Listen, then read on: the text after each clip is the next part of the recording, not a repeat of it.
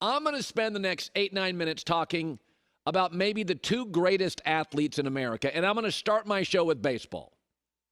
If the season was shorter, there was more actual urgency, and anybody watched the regular season outside of a team getting watched by their home fans, it would have been a huge day.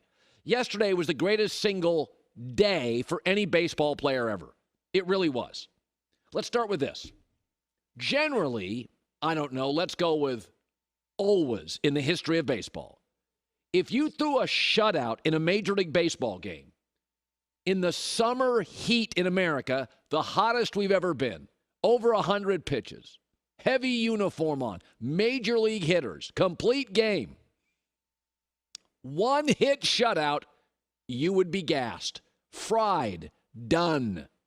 They wrap your arm with heavy towels and ice. You look like a speed bag that Tyson worked on for 2 hours. That's what Shohei Ohtani did yesterday. And then he played the second game of the doubleheader and smacked not one but 2 home runs. There is no comp for him on the planet. It's the greatest day for any pro athlete ever. Oh, by the way, he now leads baseball in homers, or still does with 38. We found a unicorn. It's real. It's him. He's got a name, Shohei Ohtani. Retire the term. Again, if baseball was shorter, had more urgency, and we discussed it like other sports with fewer games where the regular season mattered, would we understand what we're watching? I grew up watching baseball, much to the chagrin of my partner Jason McIntyre in the 70s. I can tell you every infield of the National League West. That's what I did. I watched baseball. And the greatest endurance feat of my generation was, say you're Johnny Bench, day game, Saturday, first of 2. You were a catcher. There was AstroTurf. Or you're at Three Rivers in Pittsburgh, Busch Stadium in St. Louis, Veterans Stadium it was called in Philadelphia, AstroTurf. You're a catcher. You're burning 11 pounds off in the first of 2. And if you could, as a catcher, Manny Sanguillen for the Pirates, you were a Johnny Bench, and you could, in the same game, play catcher with AstroTurf on a Saturday afternoon doubleheader, and then get a base knock in the same game and drive in a run. That was a great feat of endurance. But then Bill Plummer would catch the second game for the Reds in the 70s. They wouldn't dare put Johnny Bench out for the second game of a doubleheader to catch. Ohtani pitched a complete game. Heat, sun, afternoon, shutout. Yeah, I'll play the second one and dominate that too. It's incredible what we're watching. It's why the Angels got very few offers for him. It runs counter to what you'd expect. What do you offer for him if there's no guarantees you can keep him? I don't know. You could gut your farm system. You could give away 4 other high-end players. But to be an ace pitcher, lead the league in all the power stats, and yet run elegantly is hard to describe. It makes Bo Jackson seem sticky. Deion Sanders, niche. We are watching Phil Nevin, the manager for the Angels, after what he witnessed. Certainly something I've never seen.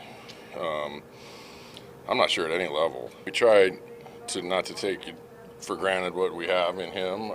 You hate to say that, like, you expect greatness every day, but it's what we get, and it's awesome to watch. But the thing is that him performing at this level, when there's so much focus on one person, to be great and continue to be great as he does, only the mentally strong are able to do that, and that's what impresses me most about him. Just a remarkable performance, all-time stuff. Retire the term unicorn. A one-hit shutout. I don't care if the Tigers aren't great. It's Major League Baseball. Afternoon sun, hottest this planet's ever been. And then to whack 2 home runs. I mean, there's been feats of endurance. This kid is absolutely remarkable. You understand why the Angels said, you know what, we're going to go to the White Sox. We're going to give up prospects. We're going to make a run. You know, I talk about it in the NBA all the time. Certain players deserve, Dame Lillard deserves to play in May. He's too good not to be playing in May and June. Shohei Ohtani deserves October, wherever it is. We deserve it. He deserves it more than anybody. Unbelievable. I sat and watched the replay last night at home. And I don't watch a lot of regular season baseball. All-time stuff. So Joe Burrow is okay, calf strain. Okay, relative to what we thought would have happened had he been seriously injured. He limped off the field yesterday. And so Joe Burrow is one of many quarterbacks who passed on being in the quarterback documentary for Netflix. It would have helped your endorsements. It would have helped your brand. Joe Burrow said no thanks. Dak said no thanks. Tua, Matt Stafford, Jalen Hurts. These are Justin Fields. All were offered it. All said, no, man, I got enough on my table. I got enough on my plate. So this would have helped all of them. It helps with endorsements. It makes you more money everywhere. And all of those quarterbacks, many of them stars, said no. So instead, Patrick Mahomes said, I'll do it. Got a newborn, high-maintenance brother, pressure of the world, Super Bowl on the line. Patrick Mahomes said, yeah, bring it on. Mahomes, Kirk Cousins, and Mariota all have done themselves well. They look mature and responsible. They're balancing adult family members, newborns, football pressure, crazy diets, media scrutiny. Kirk Cousins and Marcus Mariota have never been more likable. And I've never respected all three of these quarterbacks more for what they go through. This is a grown-up job. You have to be mature, and you have to be able to compartmentalize. Wives, babies. You know, it's hard to have a big chip on your shoulder as an NFL quarterback when there's a burp cloth over it. But Mahomes is one of one. Think about this. Now you add the TV cameras. Amazon's got a series. HBO's got a football series. Netflix does. Quarterback in the NFL is an utter pressure cave.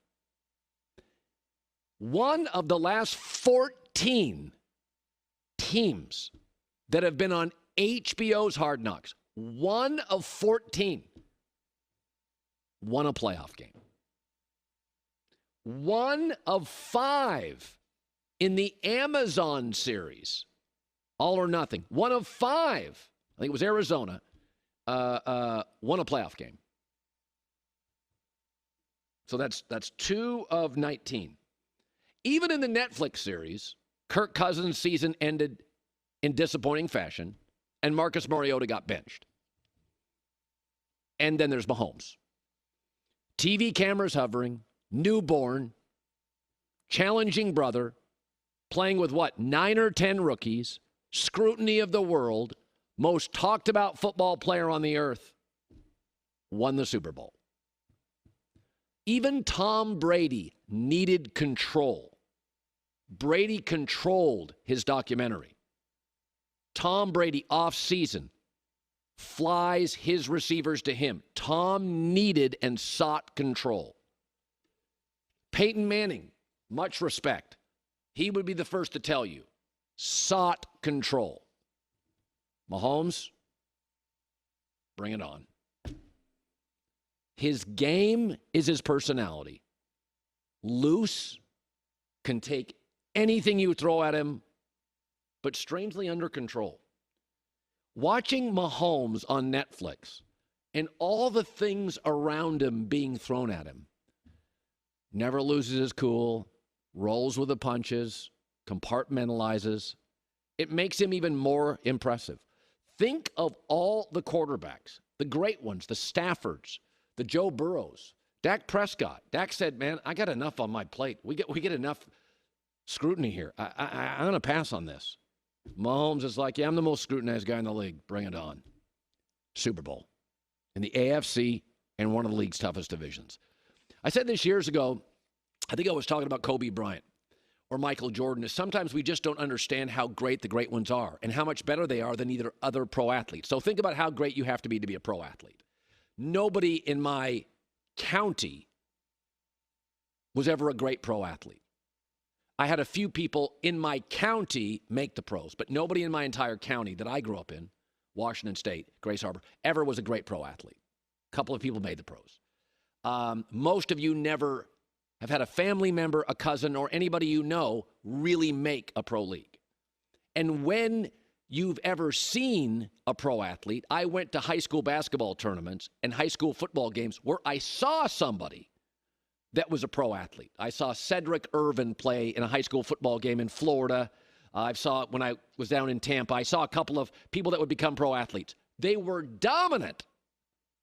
Men against kids, against other really good high school athletes. So to be a college athlete, you have to be spectacular. To be a pro athlete, it's another level. And then to be Patrick Mahomes or Shohei Ohtani. I mean, I said this years ago. Think about how many teams, literally, all they did for 15 years was try to figure out how to slow down Michael Jordan or Kobe Bryant. Every game, trap him, get rid of the ball. He's weaker to his left than his right. Didn't matter, scored whenever they had to. Kobe had an 81-point game. Jordan could average 50 most of his career if he wanted to, or at least 40. Mahomes and Ohtani. We're looking at the greatest ever. I'm not saying total production, Tom Brady's better. But what Mahomes can balance watching Netflix, it's insane. Adult family members, newborns, pressure, diets, married stuff, Andy Reid, new play. And Andy Reid keeps saying, I'm going to put more on the plate. Netflix specials. Appreciate them. And they're both in their prime. And we get to watch both of them every game. All right.